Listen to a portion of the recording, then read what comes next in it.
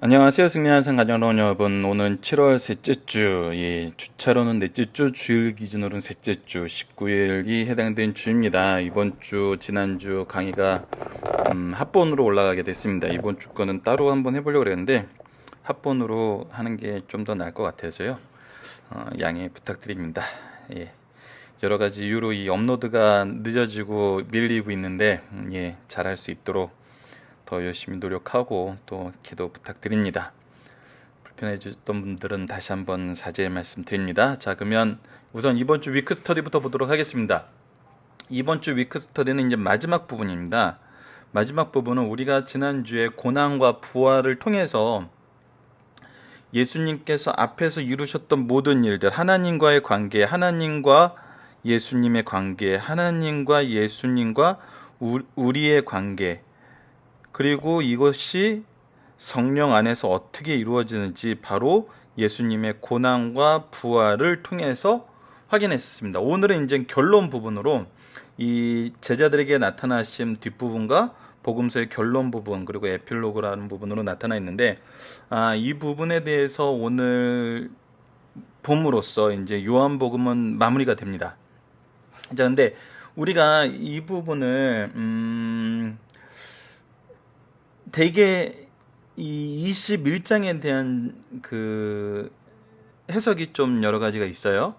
특히 여기서도 구조를 에필로그라고 이제 했는데 제 개인적인 견해입니다. 제 개인적인 견해는 에필로그라고 하는 거는 그렇게 정확하게 그 성경의 의미를 전달하는 것 같진 않아요.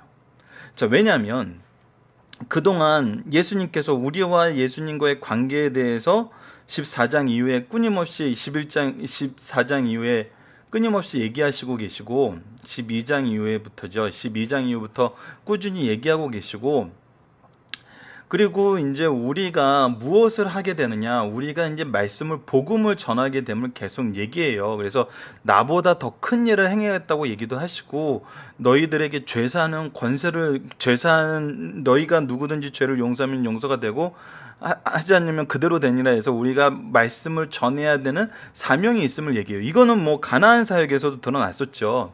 가나안 사역에서도 교회가 무엇인지 예수님이 무엇인지 알면 예수님을 전하는 일이 바로 이루어지는 것이 바로 교회의 모습이라고도 이 앞부분부터 우리가 차곡차곡 배워왔던 건 뭐냐면 예수님이 누구신가 그분을 전하는 거였어요. 자, 그러면 20장 마지막 부분에 어떻게 정리가 되냐면 이 말씀은 우리로 영생을 얻게 하려 함이라고 정리가 돼요. 그리고 나서 21장에서는 무엇으로 나타나죠? 베드로에게 세 가지 질문이 그 중심을 이루죠. 무엇이었죠? 네가 나를 사랑하냐? 그럼 내 양을 먹이라. 네가 나를 사랑하냐? 그렇다면 내 양을 먹이라. 이런 식으로 말씀이 반복적으로 3번이 나와요. 물론 이 부분에 대해서 이번 주 중 내용을 말씀을 보면은 그 약간의 차이가 있어요. 그 의미의 차이도 있어요. 하지만 이 결론적으로 뭐냐면 우리가 부활에 대해서 알고 우리가 영생 얻은 사람은 무엇을 해야 된다? 복음을 전해야 된다.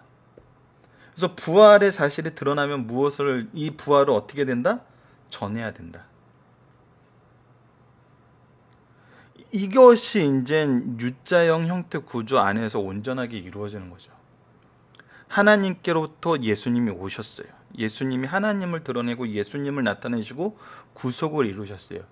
그리고 이제 승천하셨어요. 이제 이 승천은 누구와 함께 승천을 하게 돼요?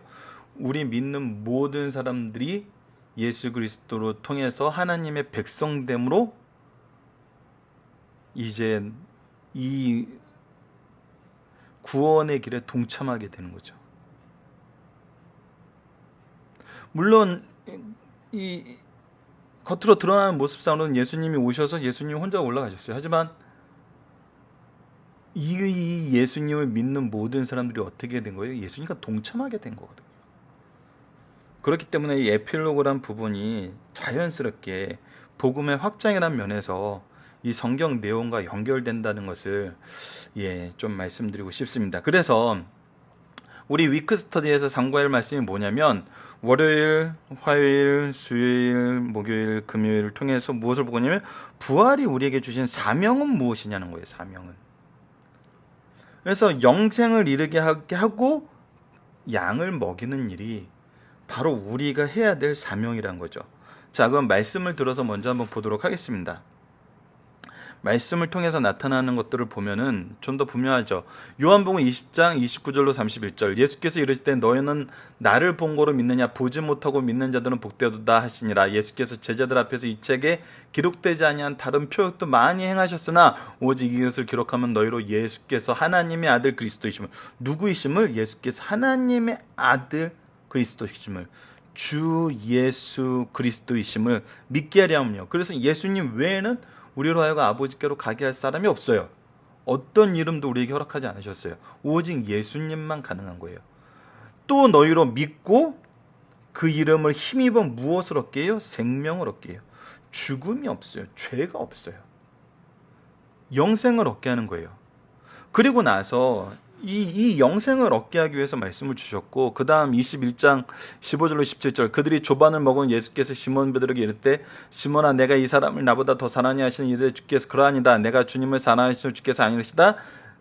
내 양을 먹이라 하시고, 또 두 번째 이르시되 요한의 아들 시몬아, 내가 나를 사랑하니 하시니 이르되 주님 그러하니다. 내가 주님을 사랑하는 줄 주님께서 아시다. 내 양을 뭐라 치라 하시고, 세 번째 이르시되 요한의 아들 시몬아, 내가 나를 사랑하냐 하시니 주께서 세 번째 내가 나를 사랑하느냐 하심으로 베드로가 근심하여 이르되 주님 모든 것을 아시오매 내가 주님을 사랑하는 줄 주께서 아시나이다. 예수께서 이르시되 내 양을 먹이라. 자, 예수님의 양을 먹이라 치라, 먹이라라고 나와 있어요. 즉 양육해야 돼요. 전해야 돼요. 그리스도께로 인도해야 돼요. 하나님의 영광에 동참하도록 우리가 전해야 되는 거예요. 이것이 우리의 사명이거든요. 자, 이것을 이제 주중 말씀을 통해서 하나씩 한번 확인해 보도록 할게요. 월요일은 믿음 없는 자가 되지 말고 믿는 자가 되라는 제목의 말씀입니다. 요한복음 20장 24절로 29절. 이제 우리가 잘 아는 도마에 대한 얘기죠. 예수 12제자 중에 하나로서 디두모라 불리는 도마는 예수께서 오셨을 때 함께 있지 아니한지라. 다른 제자들이 그에게 이르되 우리가 주를 보았노라 하니 도마가 이르되 내가 그의 손에 못자국을 보면 내 손가락을 그 못자국에 넣으며 내 손을 그 옆구리에 넣어보지 않고는 믿지 아니하겠노라 하니라. 여드레를 지나서 제자들을 다시 집안에 있을 때 도마도 함께 있고 문들이 닫혔는데 예수께서 오사 가운데 서서 이르시되 너희에게 평강이 있을지어다. 평강을 또다시 선언해 주세요. 도마에게 이르시되 내 손가락. 자, 이 말은 예수님이 없어서 도마가 한 얘기예요. 그런데 예수님께서 이 말씀을 아세요. 자, 예수님의 신성이 드러나고 있는 거죠.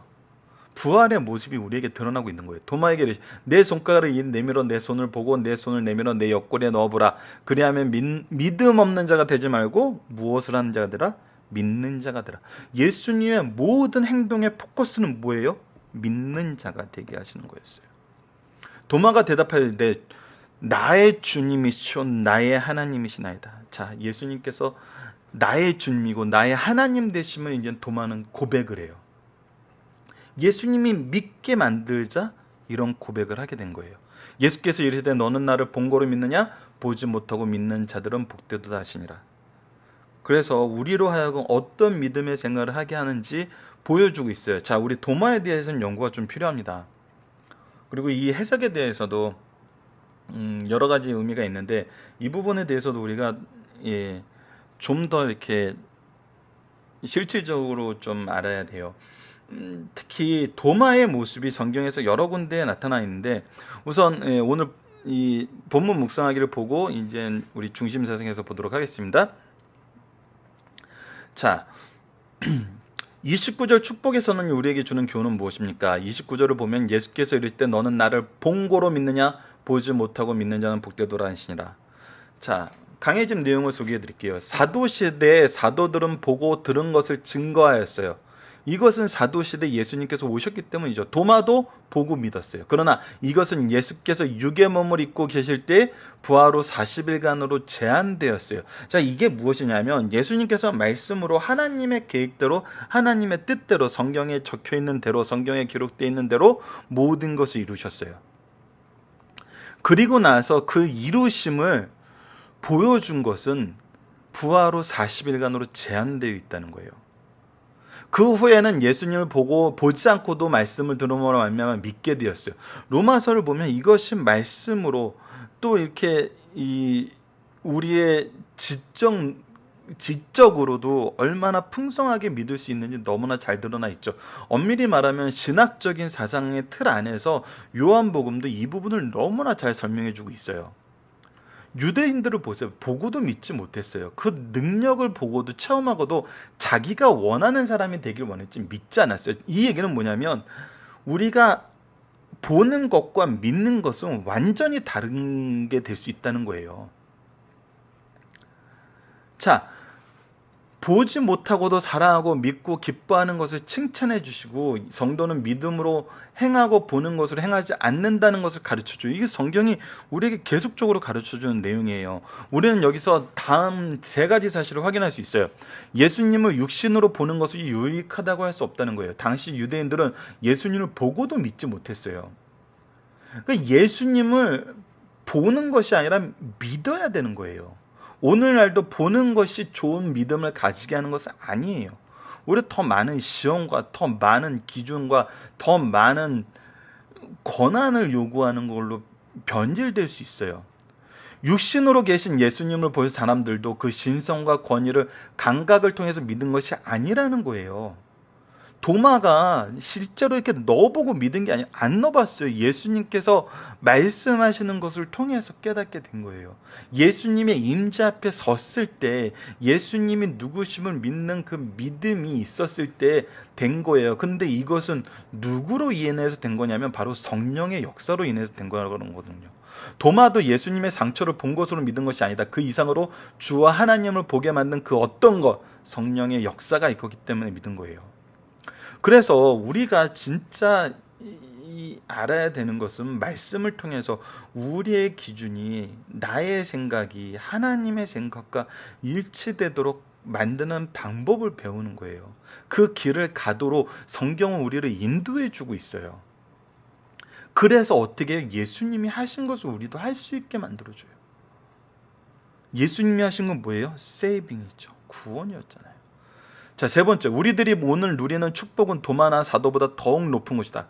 더 큰 일을 하게 된다는 거거든요. 더 능력 있는 말씀을 통해서 우리로 하여금 이걸 더 실감 있게 경험하게 하고 믿게 만든다는 거예요. 경험하게 하시는 님은 성령께고 믿게 만드시는 성령이에요. 아직도 우리와 함께하고 계세요. 그래서 보는 것, 우리가 눈으로 보는 것보다 더 강하게 믿을 수 있어요. 믿음은 바라는 것들의 실상으로 보지 못하는 것들의 증거다라고 히브리서 11장 1절에 나타나 있고, 그러므로 우리가 믿음으로 행하고 보는 것으로 행하지 아니함이로다. 다르다는 거예요. 자, 본문의 중심 사상을 통해서 도마가 어떤 사람인지 좀 더 확실히 보도록 하겠습니다. 그래서 도마를 통해서 왜 도마의 이 내용을 요한복음에서 이렇게 여러 번 기록되었는지 우리가 그걸 알아야 돼요. 도마를 우리가 평가하려고 그러면 안 돼요. 도마를 통해서 우리에게 주시고자 하시는 그 믿음의 본질이 무엇인지 깨닫게 하는 거거든요. 오히려 도마를 우리로 바로 믿게 하는데 예수님께서는 세우고 주시고 계세요. 이게 하나님의 역사거든요. 우리가 잘하고 우리가 항상 성공해서 하나님의 역사가 일어나는 게 아니에요. 자, 요한복음에는 도마에 대한 관심이 드러난 부분이 많아요. 도마는 예수님의 말씀에 대해서는 회의론자였어요. 자, 요한복음 11장 15절, 이 나사로를 살리러 가자 그랬을 때 한번 11장 15절 16절 한번 읽어보겠습니다. 내가 거기 있지 아니한 것은 너희를 위하여 기뻐하노니, 자, 너희를 위해서 기뻐한다 그러면서 이는 너희로 믿게 하려 함이라. 그래서 너희로 믿게 하기 위해서 이제 가는 거다라고 했는데, 디도모라는 도마는 다른 제자들에게 말하되 우리도 주와 함께 죽으러 가자. 믿는 것과 죽는 것은 아직 뭐 이렇게 연결되는 게 없어요. 그런데 회의론적이었다는 거죠. 그 내세의 말씀에 대해서는 비판난조였어요. 이게 이제 예수님께서 다락방 강화를 하시는데, 너희는 마음에 근심하지 말라. 하나님을 믿으니 또 나를 믿으라. 내 아버지 집에 거할 곳이 많도다. 그렇지 않으면 너희에게 일렀으리라. 내가 너희를 위하여 거처를 예비하러 가노니 가서 너희를 위하여 거처를 예하면 내가 다시 와서 너희를 내게로 영접하여 나 있는 곳에 너희도 있게 하리라. 내가 어디로 가는지 그 길을 너희가 아느니라. 하나님께로 가는 길, 구원의 길을 지금까지 계속 설명해 줬는데 도마가 뭐라 그래요? 도마가 이르되 주여 주께서 어디로 가시는지 우리가 알지 못하고는 그 길을 어쩌겠사옵나이까. 성령을 통해서 더욱더 알게 된다는 걸 얘기를 해주죠. 하지만 이때 도마는 아예 아니라는 거거든요. 모르겠다는 거거든요. 예수님의 부활을 말할 때는 실제 증거를 보지 않고는 믿지 않겠다는 실증론자였어요. 자, 회의론자, 비판론자, 실증론자, 누구의 모습과 같나요? 현대 이성주의 시대에 산다고 얘기하는 사람들의 특징이에요. 그런데 이 말씀이 얘기하는 거는 이런 도마를 믿게 하신 예수님께서 어떤 방법을 사용하셨냐는 거예요. 이것이 중요하거든요. 회의론이 들고 비판론이 들고 실증론에 의해서 그리스도를 부인하고 더 나아가서는 교회를 핍박하는 자들이 생길 수 있어요. 하지만 그들에게 복음을 제시하고 그들이 믿게 하는 예수님의 방법을 우리가 깨달아야 되는 거거든요. 예수님은 어떻게 하셨죠? 말씀하셨어요. 끊임없이 말씀으로 가르쳐 주셨어요. 그리고 역사하심을 보여줬어요. 자, 재밌는 건 뭐냐면 성경이 우리에게 있고 성령을 우리에게 보내주시고 나서 우리가 할 수 있는 정말 확실한 것이 뭐냐면 말씀을 전하고 성령의 역사를 경험하게 할 수 있다는 거예요. 말씀을 통해서 예수님 누구신 줄 알면은 성령의 역사심이 나와 함께함을 깨닫게 돼요. 내가 새롭게 하는 게 아니에요. 그래서 저는 오히려 방언을 하거나 뭐 이렇게 성령 체험을 해야 된다고 체험하게 하자는 체험을 경험해라 하는 것을 약간 지금 이 우리 개혁주의 신학에서 얘기하는 성경 중심의 삶에서는 좀 다르게 보는 것 같아요. 어떻게 보냐면 성경에서는 예수님께서 하시고자 하시는 그 모든 일은 성경에 이미 기록되어 있어요. 준비되어 있던 거예요. 그래서 예수님을 통해서 무엇을 알게 되면 이미 우리에게 그렇게 행하신 하나님을 발견하게 되는 거거든요. 믿어야 주는, 내가 해야 주는 선물로 온 것이 아니라 기브앤테이크로 우리에게 준 것이 아니라 선언하심으로 이미 허락하신 주님을 볼 수 있는 거거든요. 이거는 좀 많은 차이가 있죠. 근데 우리 자녀들이, 우리 제자들이, 세상 사람들이 회의론과 비판론과 실증론에 빠져 있었는데 말씀을 경험하고 나서 예수님 앞에 서니까 어떻게 돼요? 아, 이미 나에게 주신 그 은혜의 풍성함을 감사하지 않을 수 없다는 거예요.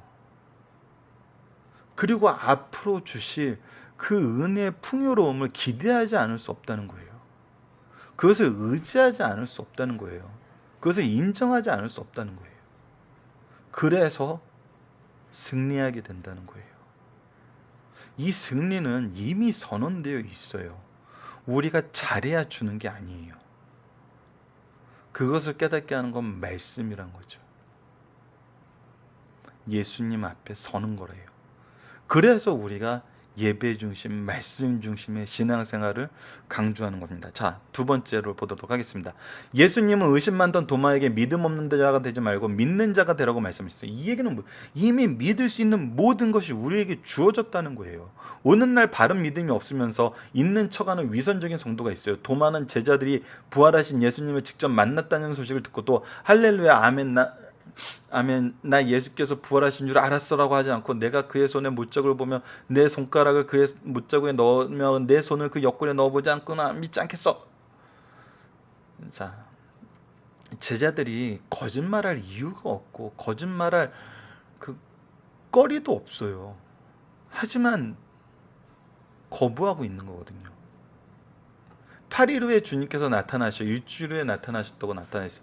그대로 하게 하시니 보고 만져보는 나의 주님이시오 나의 하나님이시니라고 믿음의 고백을 했어요. 이때 주님은 너는 나를 본 거로 믿느냐 보지 못하고 믿는 자는 복되다 하시며 오늘 우리의 믿음이 복됨을 선언하세요. 그래서 보고자 하는 자들에게 무엇을 보게 해야 되냐면 말씀을 보게 해야 돼요. 예수님에 관한 증언을 보게 해야 돼요. 이것이 우리의 사명이거든요. 도마는 믿고 고백했어요. 하지만 이 도마의 고백이 우리에게 주는 이 놀라움은 이 전에 도마가 보였던 이 잘못된 모습하고는 또 너무나 달라요. 너무나 은혜스러워. 이것이 정말 은혜죠. 도마는 예수의 상처난 못자국과 창쪽을 만지자 모든 의심이 순간적으로 사라졌어요. 그리고 거룩한 감탄과 희열이 솟아나 나의 주님이시오 나의 하나님이라는 완전한 신앙을 고백했어요. 주를 메시아일 뿐 아니라 나의 하나님, 즉 예수 안에 최고의 신으로 보았다는 거예요. 예수님께서 하나님이 아니셨다면 도마가 나의 하나님이라고 주께 고백할 때 고쳐주셨을 거예요. 그런데 하나님, 예수님은 삼위일체 하나님이세요. 참 하나님이에요. 그 후에 도마는 대사도가 되어 인도까지 전도하다가 지금 인도의 성도마 교회 창설자가 되었다는 것을 이제 그 교회의 역사가 이제 보여주는 거죠. 자, 이제 화요일 말씀으로 넘어가 보도록 하겠습니다. 이번 주 말씀 좀 이렇게 지난주 말씀보다 빨리 갈 수 있어요. 성경은 우리에게 믿음을 주고 믿음은 영생, 생명에 이르게 한다.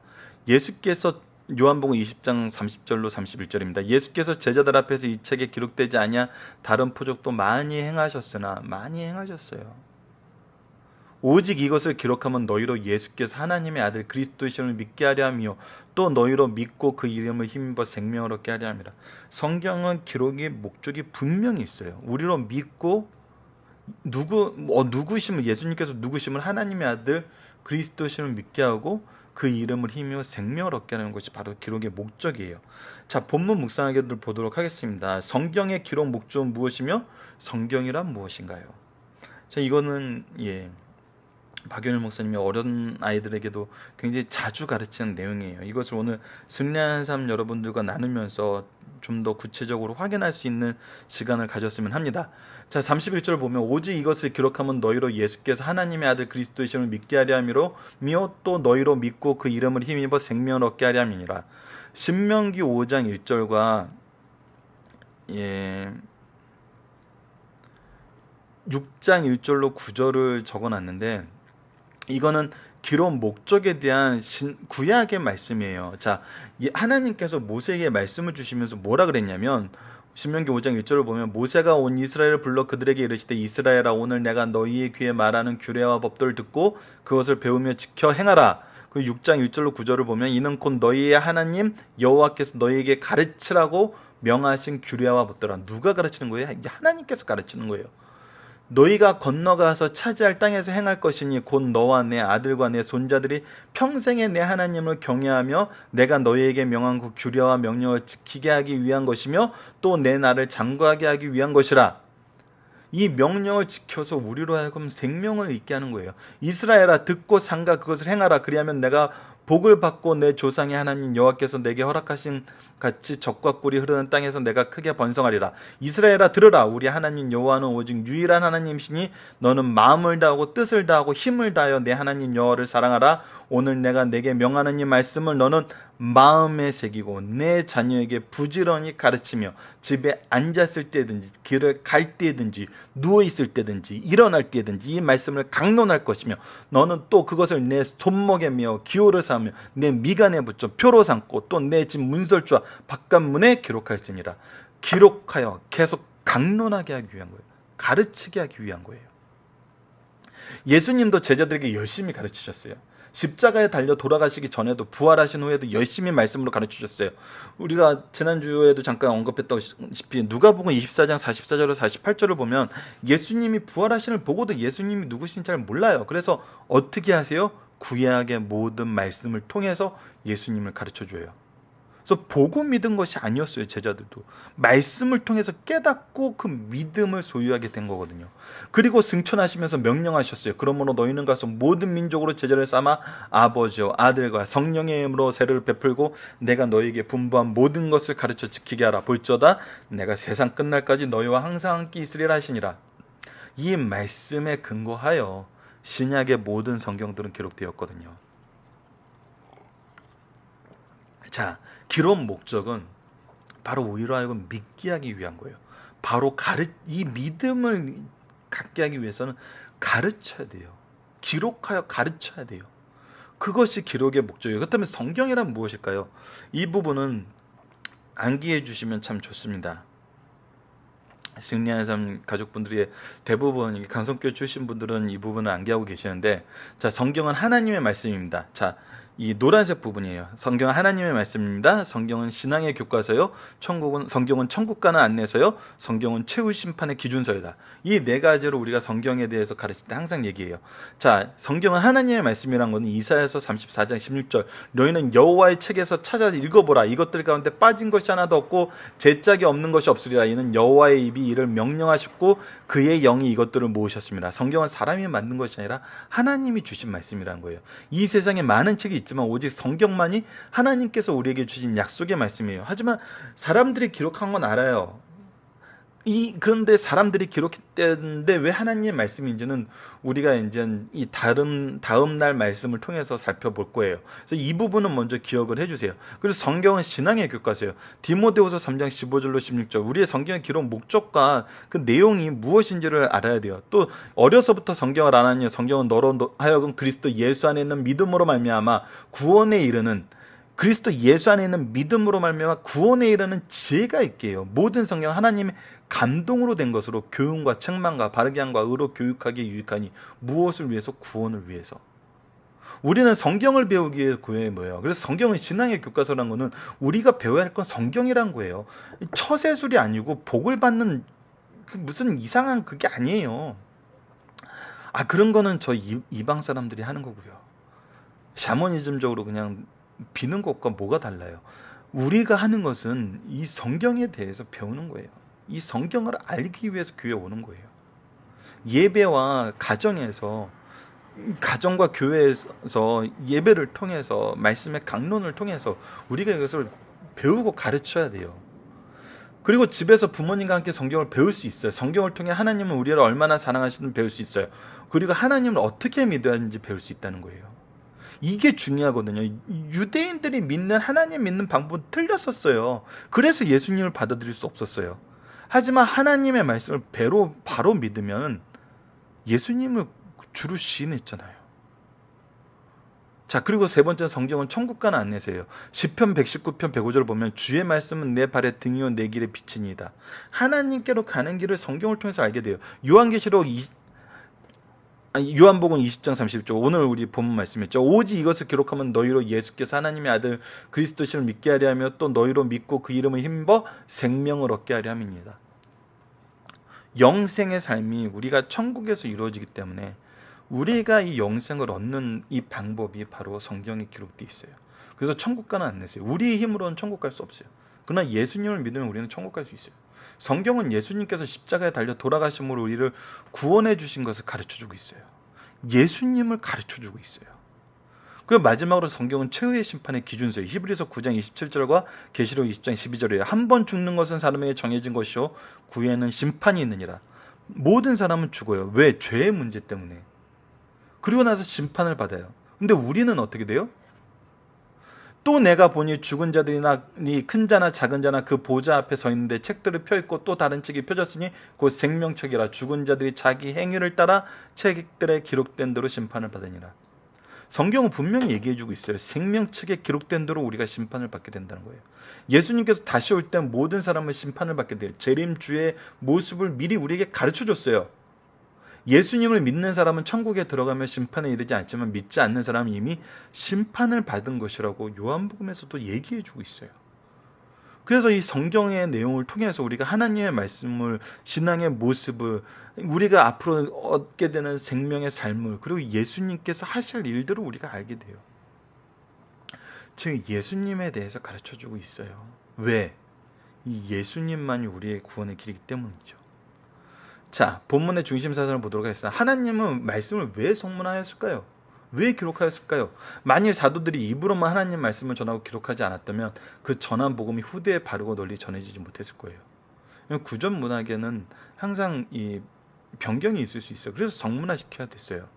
그래서 성경의 기록 연대를 보면은 원사도들이 하나 둘씩 이제 이 세상을 떠날 때 이때 기록되기 시작된 걸로 보고 있어요. 두 번째는 인류 죄악 때문에 진리에 대해서 어두워졌고 또한 하나님의 진리를 저희들의 죄악된 성향에 맞춰 가지려 하기 때문이에요. 이거는 유대인들이 계속 우리 요한복음에서 확인했던 부분이에요. 이와 같이 인간의 죄악된 근성을 아시는 하나님께서 우리에게 전할 말씀을 그가 친히 써주셨으며, 그래서 하나님이 직접 주셨어요. 종들을 통해 기록할 때 이 부분 중요해요. 종들을 위해 기록할 때 종들에 의해 종들을 통해 기록할 때 죄의 오염을 막으시고 그들의 사상 표현과 용어 선택을 지도하시고 감독하시게 한자 틀리면 하나님의 말씀인 거예요. 이거 축제 영감이라고 하는데 이 부분도 우리 뒷부분에서 살펴볼 건데 이 부분도 암기하시면 좋아요. 성경이 왜 하나님 말씀인지, 성경의 기록의 역사와 번역의 역사와 사본의 역사, 번역의 역사, 이 모든 것을 설명해 줄 수 있는 바로 신학적인 표현이 바로 이 표현이거든요. 자, 세 번째, 이렇게 기록된 성경을 읽으면 말씀을 주실 때 사도와 선지자들의 수준만큼 깨닫게 된다는 거예요. 놀라운 거. 성령의 역사, 곧 계시로 내게 비밀을 알게 하신 것이 내가 먼저 간단히 기록한 것 같으니 그것을 읽으면 내가 그리스도의 비밀을 깨닫는 것은 너희가 알 수 있으리라고 사도 바울도 성령의 영감으로 말씀하셨어요. 보고 들은 바를 전할 뿐 아니라 이를 기록하여 전할 책임을 사도들에게 동시에 주셨어요. 말씀을 기록하는 것은 사도와 선지자 외에는 다른 시대 사람에게는 허용되지 않는다는 것이 원칙이에요. 이 부분이 우리에게 중요해요. 우리가 마음대로 성경을 첨부할 수 없어요. 만들 수 없어요. 성경이 구속사를 위해서 완성되었을 때 완성되었다고 선언하시고 우리에게 주신 거예요. 자, 본문의 중심 사상을 보도록 하겠습니다. 요한복음을 성령께서 요한서를 통해서 기록한 목적은 두 가지예요. 예수님께서 하나님의 아들 그리스도심을 믿게 하는 데 있어요. 이것을 우리가 더 이상 거론할 각자 이제 강해집을 읽어보고 승리하는 삶을 읽어보시고, 두 번째는 우리로 믿고 그 일은 힘입어 생명 영생을 얻게 하려 하심이 있어요. 자, 이 목적이 성경의 기록 목적이고 이 목적을 위해 우리가 말씀을 보는 걸 우리가 잊어서는 안 돼요. 우리의 스스로의 다른 목적으로 성경을 보도록 하게 하지 말고, 다른 목적을 가르치려 하지 말고 우선 이거를 가르치세요. 나머지는 이 구속의 역사를 우리에게 맡기실 때 필요에 따라서 공급하시는 것이지 우리가 그걸 목표로 할 일이 아니에요. 우리의 목적이 분명해야 돼요. 성경이 우리에게 주신 목적을 분명히 알 때 우리는 그 목적에 부합된 걸 할 수 있어요. 자, 세 번째는 이제 21장으로 갑니다. 그물을 배 오른편에 던지라 그리하면 잡으리라. 요한복음 21장 1절로 14절 말씀입니다. 그 후에 예수께서 디베라 호수에서 또 제자들에게 자기를 나타내셨으니 나타내신 일은 이러하니라. 이때는 이미 여러 번 나타나셔서 알고 있죠. 시몬 베드로와 디도모라는 도마와 갈릴리 가나 사람 나다니엘과, 자, 숫자를 한번 세볼까요? 숫자 세는 건 가끔 재밌어요. 베드로와 도마와 나다니엘과 세베대 아들들 야고보와 요한이죠. 두 사람이에요. 5명. 또 다른 제자 둘. 그래서 총 7명이에요. 시몬 베드로가 나는 물고기 잡으러 가노하니 그들이 우리도 함께 하겠다고 나가서 배에 올랐으나 그날 밤에 아무것도 잡지 못하더라. 자, 옛날 일을 다시 하러 갔어요. 이 부분에 대한 해석이 이제 오늘 본문 묵상하기인데, 자, 날이 새어갈 때 예수께서 바닷가에 서셨으나 제자들이 예수인지를 알지 못하는지라. 예수께서 이르실 때 얘들아 너희에게 고기가 있느냐 대답하되 없나이다. 이를 때 그물을 배 오른편에 던지라 그리하면 잡으리라 하시니 이에 던졌더니 물고기가 많아 그물을 들 수 없더라. 예수께서 사랑하시는 그 제자가 베드로에게 이르되 주님이라 하니 시몬 베드로가 벗고 있다가 주님이라는 말을 듣고 겉옷을 두른 후에 바다로 뛰어내리더니 다른 제자들은 육지의 거리가 불과 한 50칸쯤 되므로 작은 배를 타고 물고기 든 그물을 끌고 와서 육지에 올라오니 숯불이 있는데 그 위에 생선이 놓였고 떡도 있더라. 예수께서 이를 때 지금 잡은 생선을 좀 가져오라 하시니 시몬 베드로가 올라가서 그물을 육지에 끌어올리니 가득히 찬 큰 물고기가 153마리라. 우리가 잘 아는 153 얘기 많이 나오죠. 그물이 찢어지지 아니하였더라. 예수께서 이르실 때 와서 조반을 먹으라 하시니 제들이 주님인 줄 아는 고로 당신이 누구냐 감히 묻는 자가 없더라. 이미 알고 있어요. 예수께서 가셔서 떡을 가져다가 그들에게 주시고 생선도 그와 같이 하시니라. 이것은 예수께서 죽은 자 가운데 살아나신 후에 세 번째 제자들에게 나타나신 것이라. 자, 본문 말씀을 보도록 하겠습니다. 제자들이 물고기를 잡으러 간 사건은 어떻게 해석되나요? 자, 왜 물고기를 잡으러 갔을까요? 이것도 강해짐 내용을 소개하도록 하겠습니다. 자, 여기서 우리의 주의를 집중하는 건 나는 물고기를 잡으러 가노라 하는 이 말씀이에요. 그리고 나서 우리도 함께 가겠다는 이 얘기예요. 이를 보는 두 가지 시각이 있어요. 첫 번째는 부정적인 면으로 사명을 저버리고 옛 직업으로 되돌아간 것을 볼 수 있어요. 자, 아까 우리 이제 위크 스터디에서 얘기했던 것처럼 영생을 얻는 건 믿음이 있다고 해서 거기서 끝나는 것이 아니거든요. 근데 그것을 버리고 다시 옛생활 옛적으로 돌아갔다는 것이 부정적인 견해예요. 긍정적인 면에서는 성령 강림과 새 생명을 기다리는 동안에 기다려야 되니까 나태하지 않기 위해서 옛 직업으로 잠깐 돌아간 것으로 볼 수 있다는 거예요. 근데 이 부분에 대해서는 그 목사님께서 어떻게 말씀하셨는 두 견해가 모두 일리가 있으나 그날 밤 고기를 잡지 못한 것과 주신 사명을 보며 부정적으로 보는 편이 더 합당하다는 거예요. 하나님께서 이미 주셨을 텐데, 허락하셨을 텐데 이들이 좋은 의도로 하나님의 뜻대로 행동했던 거라면, 하지만 반대적인 개념이 강하다는 거예요. 그러나 스스로 생계비를 남에게 의존하지 않고 일해서 얻은 자기의 떡을 먹으려는 예수님의 제자들의 자세는 높이 평가해요. 이거는 현대 이제 말씀을 전하는 자들에게 얘기하는 거죠. 말씀을 전하면 나의 모든 것이 해방된다고 생각하고 당연한 것으로 생각하는데 그렇지 않다는 거예요. 내가 먹을 것은, 내가 노력해서 벌어야 되는 것은 도둑질하지 말라는 이 계명 안에 다 들어있다는 거죠. 7명의 제자들이 이 3년 전 경험을 살려 밤새 노력하였으나 그날 밤에 아무것도 잡지 못했어요.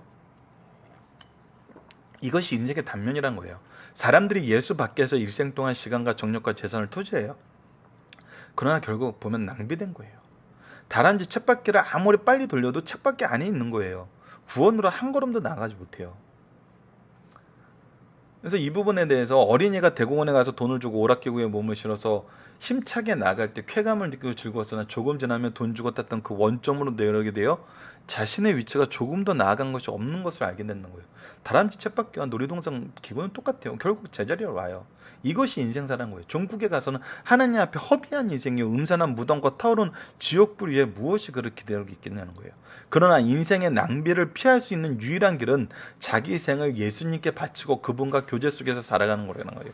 그러면 어느덧 가슴속에 주의 따뜻한 손길을 느끼고 그분의 지배를 받게 될 때 가정은 천국이 되고 세상은 나의 일터가 되며 내 앞에 영생이 보장되어 주님이 나를 기다리고 계심을 확인하게 되어 베드로가 그의 동지들과 오늘 우리 성도들에게 왜 이토록 삶의 의미를 찾지 못하고 환멸과 체념 속에서 자기를 학대하고 있는지를 보여주고 있어요.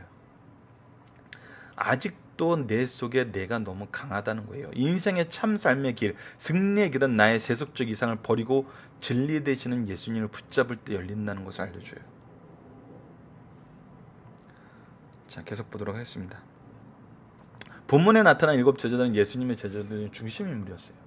갈릴리에서 부르심을 받던 정말 원사도들 중에 예수님을 가장 사랑하는 자들이었죠.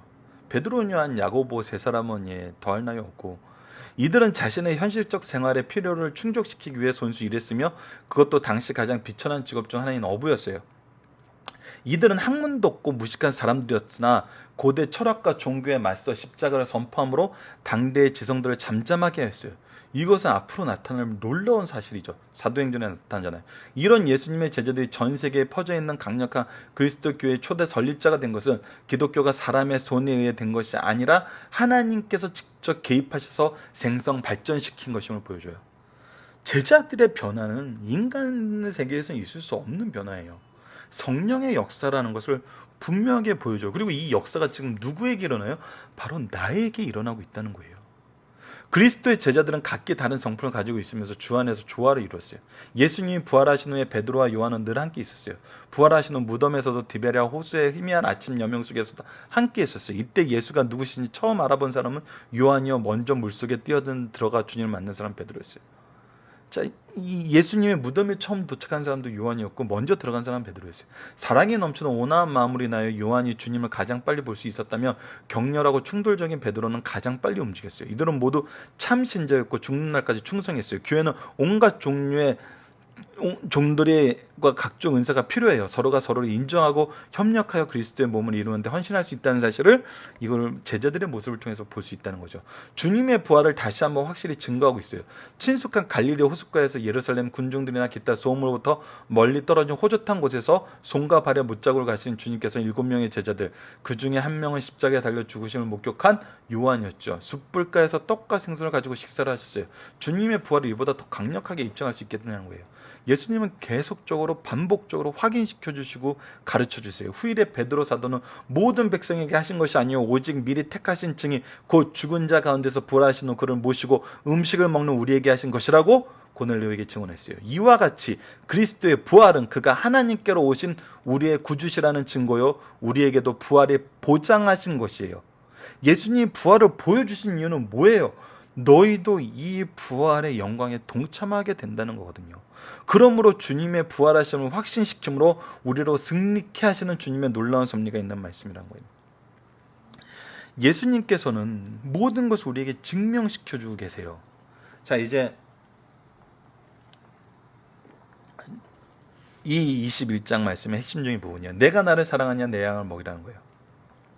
아까 우리가 이제 좀 읽어봤던 부분인데 다시 보면은 그들이 조반을 먹은 후 예수께서 시몬 베드로에게 이르시되 요한 아들 시몬아 내가 이 사람보다 나를 더 사랑하느냐 하시고 이르되 주님 그러하나이다 내가 주님을 사랑하는 줄 주님께서 아시나이다 이르시되 내 양을 먹이라 하시고 내 양을 먹이라 그러고 두 번째는 뭐라고 얘기하시죠? 내 양을 치라고 하세요. 세 번째는 다시 내 양을 먹이라고 하세요. 자, 이 부분에 대해서 이제 원어적인 부분으로 우리가 좀 비교할 부분인데 내가 진실로 내게 이르노니 내가 젊어서 스스로 띠뛰고 원하는 곳을 다녔거니와 늙어서는 내 팔을 벌리리니 남이 내게 띠띠우고 원하지 않은 곳으로 데려가리라. 19절에는 해설이 있어요. 이 말씀을 하시면 베드로가 어떠한 죽음으로 하나님께 영광 돌릴 것을 가르칩니다. 전승에 의하면은 십자가형을 당하는데 예수님과 똑같은 모양으로 할 수 없다. 그래서 거꾸로 십자가를 지잖아요. 그래서 이 모든 것에 대해서 이제 듣고 베드로가 돌이켜 예수께서 사랑하신 그 제자가 따른 것을 보니 그는 만찬석에서 예수의 품에 의지하여 주님을 파는 자가 누구오니까 묻던 자더라. 이에 베드로가 그를 보고 예수께 여쭤보되 주님 이 사람은 어떻게 되겠사옵나이까? 죄송합니다. 예수께서 이르시되 내가 올 때까지 그를 머물게 하고자 할지라도 내게 무슨 상관이냐? 너는 나를 따르라 하시더라. 이 말씀이 형제들에게 나가서 그 제자는 죽지 아니하겠다 했으나 예수님의 말씀은 그가 죽지 않겠다 하신 것이 아니라 내가 올 때까지 그를 머물게 하고자 할지라도 내게 무슨 상관이냐 하신 것이라. 이 말씀을 통해서 이제 이 저자가 요한이 스스로 예수님의 말씀을 잘못 이해하고 있는 사람들에게 바른 해석을 주는 것을 볼 수 있죠. 자, 본문 묵상하기를 보도록 하겠습니다. 예수님과 베드로의 문답을 통해 나타난 말씀의 의미를 묵상해 봅시다. 자, 이 부분도 이제 강해짐 내용을 소개를 해드릴게요. 내용이 좀 깁니다. 예수님은 부활하신 후 먼저 베드로에게 나타나 보이셨다. 그때 이미 베드로 예수님을 부인함으로 서먹하던 관계는 어느 정도 회복되었던 걸로 보여요. 다른 제자들도 주님께서 십자가에 지실 때 도망갔으므로 예수님과의 서먹한 관계가 처음 만나 주심으로 완전히 회복됐다고는 할 수 없어요. 이때 예수님께서는 베드로를 중심으로 다시 한번 사랑을 경고해 하시려고 그래요. 그래서 뭐라고 얘기하시냐면 그들이 조반을 먹은 후에 예수께서 시몬 베드로에게 이르시되 요한의 아들 시몬아 내가 이 사람보다 나를 더 사랑하느냐 하시니 이르되 주님 그러하니다 내가 주님을 사랑하는 줄 주님께서 아시나이다 이르시되 내 양을 먹이라 하시고 아침 식사하신 후 본격적으로 교육에 들어가시요. 이 사랑의 간격을 경고하기 위한 거예요. 베드로의 신앙과 위상을 회복시켜 승천 후 귀하게 쓰시려고 공개적으로 불러 세우셨어요. 다시 옛 이름으로 불러요. 요한의 아들 시몬아. 그는 많은 실수로 인하여 원점으로 돌아갔으므로 주님께서 원점에서 다시 불러 세우신 거예요. 반석이라 하지 않고 시몬이라고 부르는 거예요. 또한 회복의 손길을 펴시고 사랑의 음성으로 부르신 거예요. 그리고 묻고 계세요. 내가 이 사람보다 나를 더 사랑하느냐? 전에 그는 그 말을 누구보다도 예수님을 더 사랑한다고 장담할 수 있었어요. 그러나 실수하고 3번이나 주를 부인했어요. 그래서 자만심을 가지고 있었어요. 그래서 그의 대답은 주님 그러하니다라고 하였어요. 그러나 이제는 자만할 수 없었어요. 전에는 모두 주를 버릴지라도 나는 결코 주를 버리지 않겠다고 장담했으나 실수할 게 겸손한 모습으로 이제 보이게 돼. 이러한 이유로 내가 주를 사랑한 줄 주께서 아시나이다 했어요. 이는 부인했던 과거를 기억하면서 연약함을 절감하고 주님께 매달리는 겸손한 심정을 나타내요. 베드로가 이 부분에 대해서는 자기의 연약함을 고백하고 있어요. 주님께서는 내 마음에 있는 사랑을 직관적으로 아시나이다라는 뜻이에요. 베드로는 주님께 겸손과 신뢰가 있었어요. 이 상태가 가장 행복한 모습이에요. 이때 주님께서는 내 양을 먹이라고 하셨어요. 여기서 어린 양은 나이가 어린 양만이 아니라 교회에서 신앙적 경험이 적거나 돌봐주지 않으면 스스로 살 수 없는 영적 미숙아도 포함되어 있어요. 누구나 다 스스로 예수님을 구주로 시인할 수 없어요. 우리가 양육해야 돼요.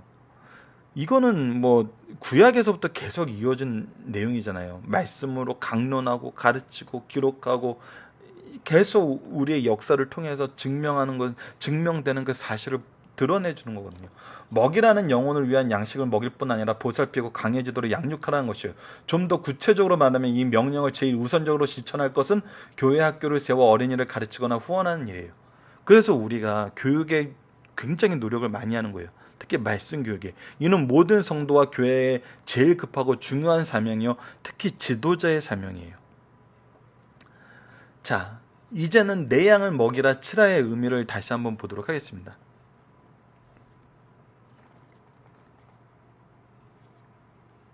또 두 번째 이르시되 요한의 아들 시몬아 내가 나를 사랑하냐 하시니 이르되 주님 그러하여다 내가 주님을 사랑하는 줄 주께서 아시나이다 이르시되 내 양을 치라 하시고, 첫 번째 질문과 거의 같아요. 반복하여 물으심으로 그 뜻이 더욱 크고 인상적이에요. 그러나 첫 번째와 다른 점은 아래와 같아요.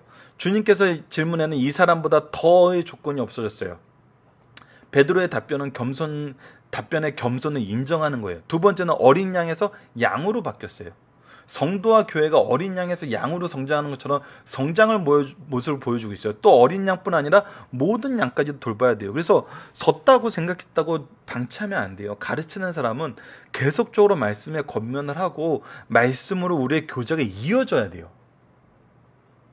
안 그러면은 그 연약해져 있는 것을 나중에 갑작스럽게 확인할 수 있어요.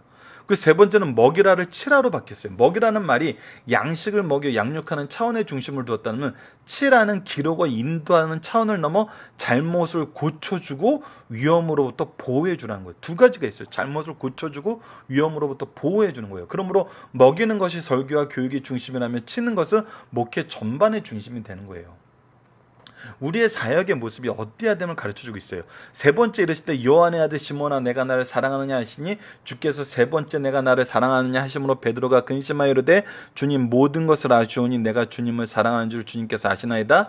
예수께서 이르시되 내 양을 먹이라. 주님께서 세 번 물으실 때는 베드로의 마음이 무거웠어요. 자신이 주님을 세 번 부인했고 유대인들에게 있어서 셋은 하나님의 수로 절대적인 수이기 때문에 이번에 질문 내용에는 변동이 많이 있어요.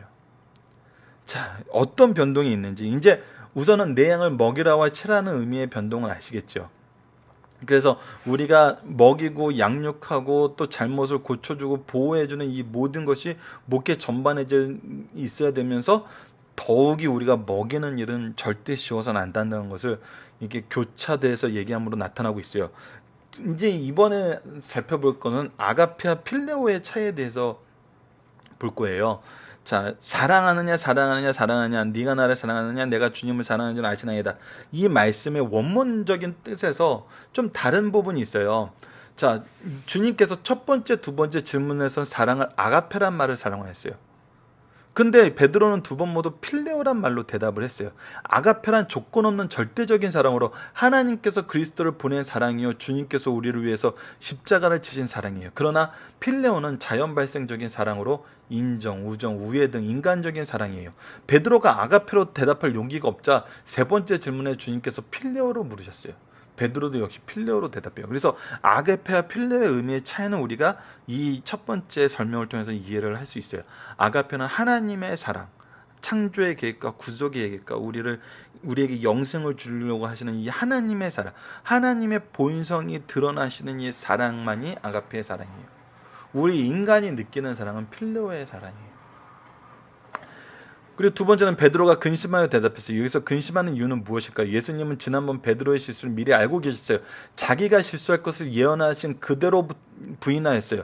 그대로 베드로는 부인했어요. 다시 나를 이렇게 다같이 물으시는 것은 내 앞에 또 실수가 있을 것을 아셨을까? 그래서 이렇게 고분하신 것을 묻고 계신가? 이때 베드로는 과거와 같이 부끄러움을 장담할 수 없는 미래를 놓고 근심했어요. 예전 같았으면 정말 사랑해요. 왜 못 믿어? 이렇게 할 텐데 내가 또 연약해지나? 걱정되는 거거든요. 자, 세 번째. 첫 번째와 두 번째 답변은 내가 주님을 사랑하는 줄 주님께서 아시나이다라고 하였으나, 세 번째는 모든 것을 아시오며가 첨부되어 있어요.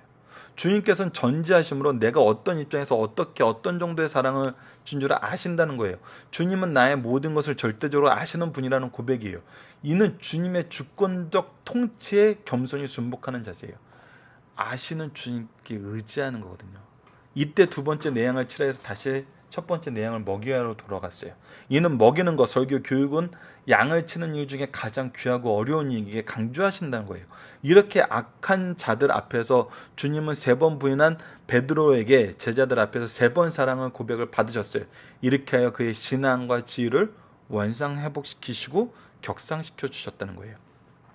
자, 본문의 중심을 간단히 보도록 하겠습니다. 예수님은 베드로를 초대교회 기초석으로 세우실 때 징계보다는 사랑으로 세우셨어요. 이것이 예수님의 방법이에요. 징계가 아니라 사랑으로 세워주셨다는 거예요. 주를 3번 부인한 베드로에게 3번 사랑을 다짐받으셨고 숯불 곁에서 실수한 그들에게 숯불을 피워놓고 사랑으로 다짐받으셨어요. 미래다 준비하셨어요. 사랑이 제수초예요. 그 마음 중심 동안 사랑으로 충만하죠. 우리가 자녀들과 제자들에게 가져야 되는 것이 바로 이 사랑이에요. 그리고 주님은 베드로가 죄를 용서받았다는 확신 속에서 주님을 사랑하는 그 사랑으로 주의 양들을 돌볼 것을 말씀하셨어요. 오늘도 주님께서 진정으로 용서받고 사랑받는 자들은 그 은혜와 사랑으로 주의 양들을 사랑해야 함을 가르쳐주는 말씀이에요. 두 번째입니다. 예수님은 베드로의 미래사를 정확하게 아시고 예고하셨어요.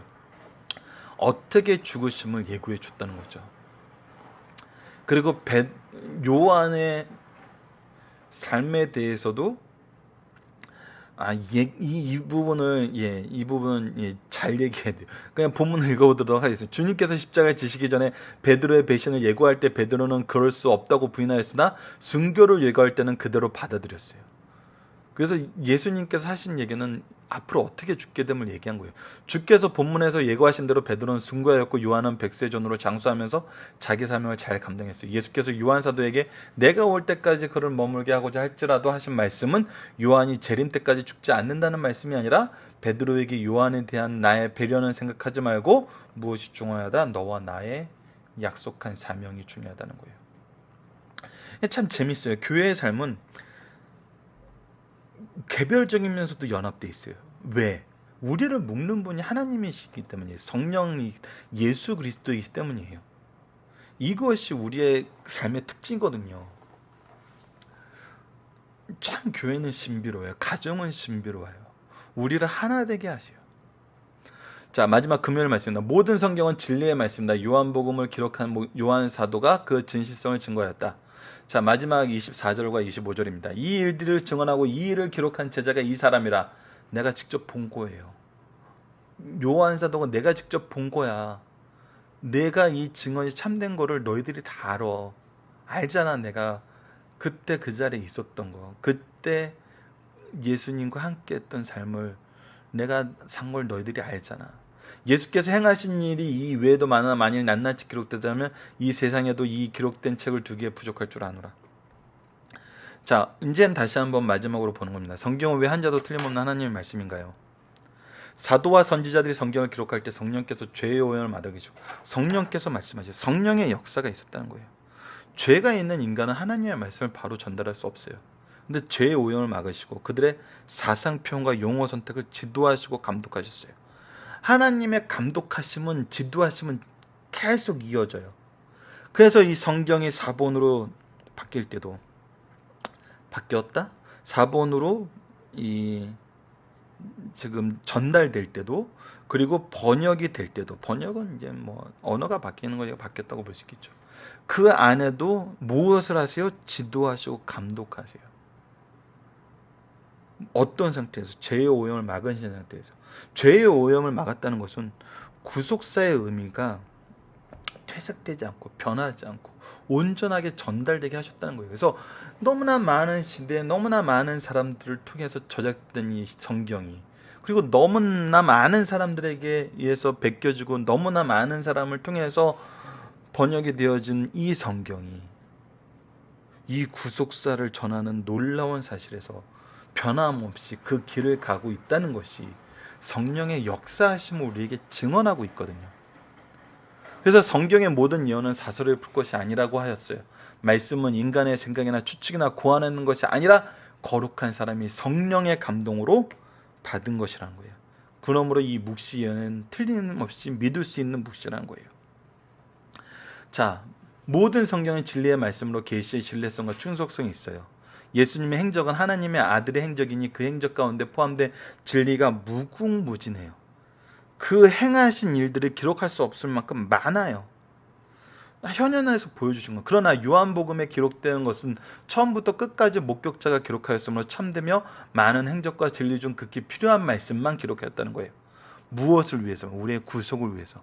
그러므로 이 말씀은 반드시 믿고 지킬 것이요 동시에 이 말씀으로 충분하니 이 말씀 외에 다른 말씀을 첨가할 필요가 없다는 거예요. 이 시대에 맞는 다른 말씀이 필요한 게 아니에요. 예수님을 알려주는 데는 이미 충분해요. 구속을 우리에게 주는 데는 충분해요. 다른 목적을 위해서는 부족하죠. 그러니까 다른 것을 전하고 싶은 거죠. 그래서 참된 신앙과 참된 교회는 무엇으로 구별할 수 있어요? 무엇을 전하는으로 볼 수 있어요. 계시의 신뢰성과 충족성을 가르쳐주는 말씀이 이렇게 기록되어 있잖아요. 성경은 하나님의 말씀이에요. 모든 성경은 하나님의 감동으로 된 것이에요. 예언은 언제든지 사람의 뜻으로 낸 것이 아니오 오직 성령의 감동하심으로 받은 사람들이 하나님께 받은 것임을 얘기해요. 모든 성경에 생명 없는 기계적 방법으로 받아쓰게 하신 것이 아니에요. 성경 저자인 사도와 선지자들에게 신적 권위로 유기적으로 영감하셨어요. 또한 성경을 기록할 때 죄의 오염을 막으시고 그들의 사생표현과 용어 선택을 지도하시고 감독하셨어요. 항상 지도하시고 감독하세요. 좀 더 구체적으로 말하면 신적 요소와 인간적인 요소의 조화를 이루어대 성령의 주도적인 인도와 영감하에 기록되었다는 거예요. 우리를 사용하셨어요. 우리의 언어적인 능력, 배경적인 능력, 사상적인 능력을 사용하셨어요. 하지만 무엇을 가르쳐줘요? 구속사를 가르쳐줘요. 예수 그리스도를 가르쳐줘요. 그러므로 성경 저작 과정에서 하나님의 사역은 기본적으로 인간 사역은 2차적인 것이에요. 인간은 성경 메시지의 창작자가 아니요 접수자요 대리적 공포자에 지나지 않나요. 그러므로 그들이 말하고 기록된 것은 그들의 작품으로 간직된 것이 아니라 완전한 하나님의 말씀으로 인정되어야 돼요. 66권 성경 모두가 하나님의 말씀으로 신적 권위가 있어요. 특히 요한복음 21장 24절 25절은 요한복음에 왜 신적 권위가 있는 말씀인가를 증명해주고 있어요. 마지막 3번입니다. 요한의 증거는 참된 증거라는 거예요. 요한복음의 저자는 예수님의 직계제자인 요한이에요. 요한은 모든 성경 저자 중 가장 예수님과 가까이 많은 시간을 가진 제자였어요. 그는 예수에 관하여는 귀로 듣고 눈으로 자세히 보고 손으로 만진 자예요. 특별히 구속의 절정기인 고난주간에 모든 시간을 주님과 함께하였고 다른 제자들이 다 도망간 후에도 제사장의 집까지 들어가서 예수님의 불법 재판을 목격한 자예요. 십자가 처형장까지 함께한 유일한 제자예요. 목격자가 기록된 것이 착오나 거짓이 없는 증언이라는 거예요. 성령께서 증인의 입을 통해 모든 기독이 참이라는 것을 증거하셨어요. 우리들도 이것을 믿음으로 받아들이게 됨을 감사하면서 우리의 믿음을 세우는데 이 말씀 외에는 없다는 것을 다시 한번 기억해 주시는 승리하는 사람 여러분 되었으면 합니다. 이로써 저희도 21장 말씀까지가 다 마무리됐고요. 다음 주에는 월요일부터 금요일까지 차분히 다시 한번 1장부터 21장을 복습하는 시간을 갖도록 하겠습니다. 다음 주에는 정시에 올릴 수 있도록 최선의 노력을 다하도록 하겠습니다. 다시 한번 양해 말씀드리고 감사합니다.